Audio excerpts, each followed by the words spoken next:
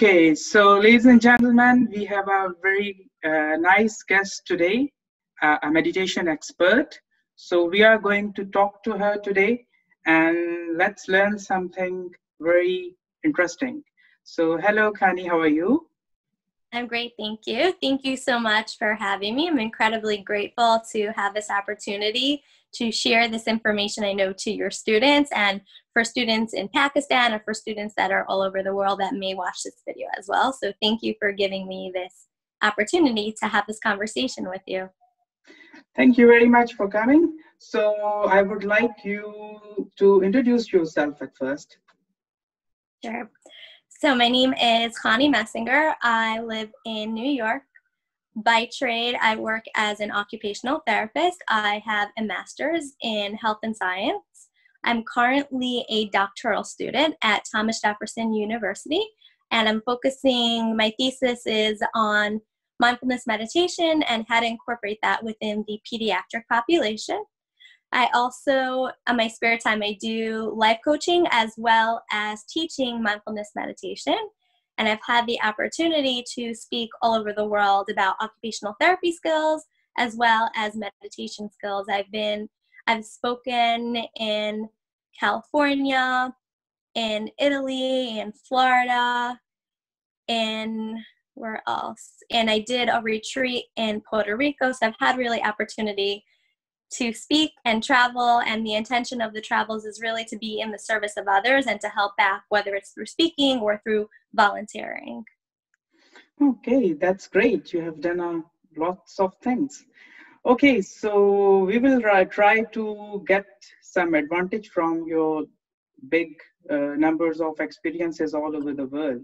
So would you like to share some of the experiences which can help the students and the people which are working at home? How can they behave at home?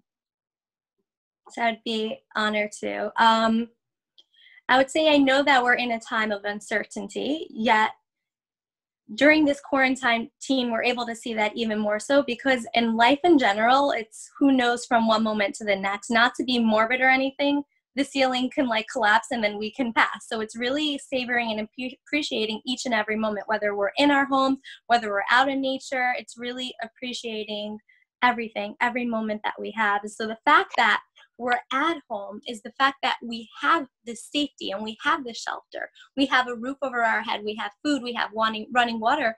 People in society aren't having that. So really focusing in on grateful of what can I do and what do I have. I have access to technology. I have access to learn. I have access to be able to do my schoolwork. I have access to be able to have conversations, maybe not typical physical as I wanted to be face-to-face with my peers, with my friends, or with my classmates. However, I can have the opportunity to use Zoom or to use Skype or to use any social media platform as opportunity for further learning. That's one thing. Also wanted to bring up, let's say, being at home, the importance of, like we all know, holding our hands to our mouth when we're sneezing, the importance of hand washing. And I know typically a fun little thing that I learned when I'm washing my hands as a kid was singing happy birthday. That's the amount of time you know your hands are completely clean. So another idea that can be really beneficial, since it's very important to be washing our hands in our homes, whether we're outside or not, just to prevent the spread of germs. Another idea can be when you're washing your hands, creating some type of positive affirmation. So I'm washing my hands and I can think, may I be happy. May I be healthy. May I be safe. And if it's feeling right to you, you can even think about other people in your community. May they be happy. May they be healthy. May they be peaceful. May they be safe. And you can kind of create this as you're washing your hands. So it's not like you're doing this rote activity, I'm washing my hands. I'm doing an everyday activity and I'm incorporating some type of mindfulness with the practice that I'm typically doing. Another tip and another idea, I know for me, like social media, especially the news, it's popping up on our screens, how many people are being affected and the different vaccinations or different things that are coming into play, and kind of challenge myself every day, only let's say in the morning, 5 or 10 minutes looking at the news, and then at night, 5 or 10 minutes, and then eliminating it. Because when we're looking at something constantly and it's out of our hands, it's out of our control, what we can control is ourselves. And our behaviors, our actions. We can control a degree our thoughts and our feeling and how we're responding to that. More than that, what's happening in the world, we can't really control. What we can control is staying home and being present and learning to cultivate being with oneself. So it's realizing that can disconnect from the news can be a really great way to help cultivate presence.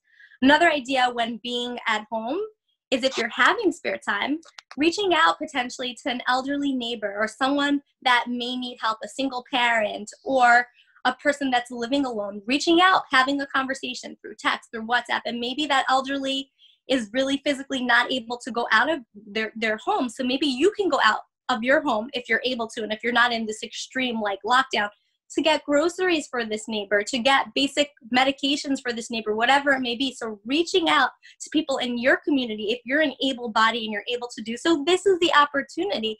And this is the opportunity where consciousness and mindfulness can be easily spread just from the kindness of what you're able to offer to others. Some other things that you can do during this time is reading, writing, painting, journaling, learning a new language, going online. There's so much options and there's so many things. Like I said, it may not be how you want it to be. You may be really wanting to go with your friends and going out to a restaurant or going out to bowling or whatever activity you like to do. So it's realizing I may physically want to do these things. However, there's other options right now. What other options are there? What can I control? What can I do? How can I be in the service of others? Maybe I can reach out to friends or family. Maybe I can do a Zoom call. Maybe I can learn something new. Maybe I can write. Maybe I can read. Maybe I can take on a new sport in my home. Let's say learning, I want to run a marathon. I can start jogging in my home and I can build up that endurance there. I can run up and down my steps. So it's like coming up with creative ideas of how can I spend my time? What can I do? Okay, that's great. You have told a lot of things to do. So the students should be very much happy about doing these things at home. Another thing which is coming out in my mind now is that you have been connected with online teaching. So students now have started thinking that now they are not able to go to schools and colleges and universities. So they think that their pedagogical activity, their teaching, learning activities will be disturbed. What do you think? Learning at home can be fun? The program that I'm actually doing for my doctorate is all online. So I'm very used to the idea of having online learning. I know that for me, when I did my master's and my graduate level occupational therapy course, it was in person. And I personally prefer in person. Why? Because you have the professor there, you have the peers there, you have a question, you can easily like raise your hand and say. When you're doing online learning, it takes a lot of discipline. It takes the importance of really time management, creating 3 top priorities every day, 3 things. What are the most important things with schoolwork?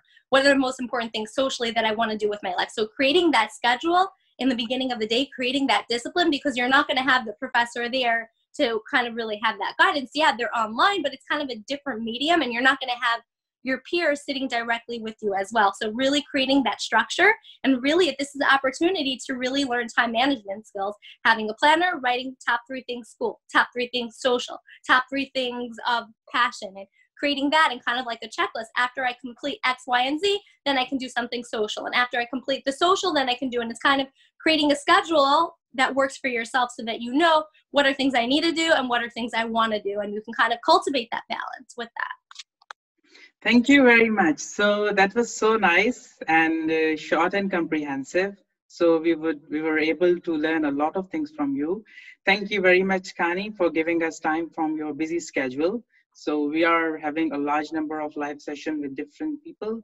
So we are honored to have you here, and thank you very much for giving your time. Any last comments? You're welcome. Thank you so much. It's been a pleasure having conversation, and just knowing you as a professor and having conversations with you a few days ago, just with what you're doing, is really incredible and really inspiring. Takeaway and last message I would say for students is take life moment by moment.